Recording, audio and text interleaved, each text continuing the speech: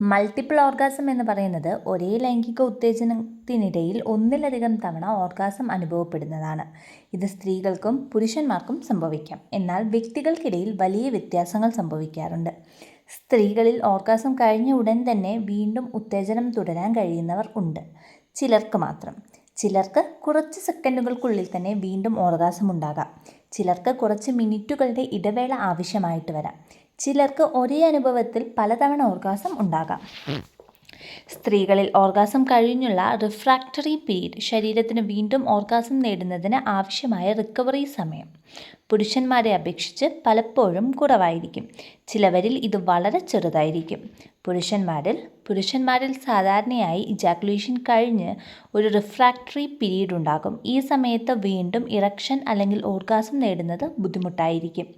ഇതിൻ്റെ ദൈർഘ്യം വ്യക്തിയുടെ പ്രായം, ആരോഗ്യസ്ഥിതി, ഉത്തേജനം തുടങ്ങിയവയെ ആശ്രയിച്ച് മാറും.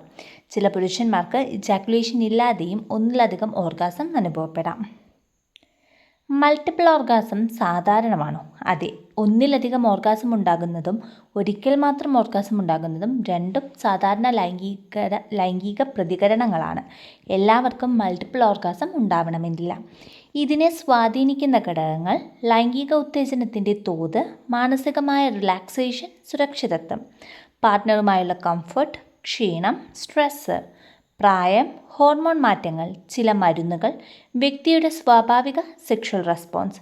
പ്രധാനമായും മൾട്ടിപ്പിൾ ഓർഗാസം ഉണ്ടാകുന്നത് ലൈംഗികാരോഗ്യത്തിൽ മികച്ചത് എന്നൊരർത്ഥം നൽകുന്നില്ല. ഓർഗാസത്തിൻ്റെ എണ്ണത്തേക്കാൾ സുഖകരവും സമ്മതത്തോടു കൂടിയുമുള്ള ലൈംഗിക അനുഭവമാണ് പ്രധാനപ്പെട്ടത്.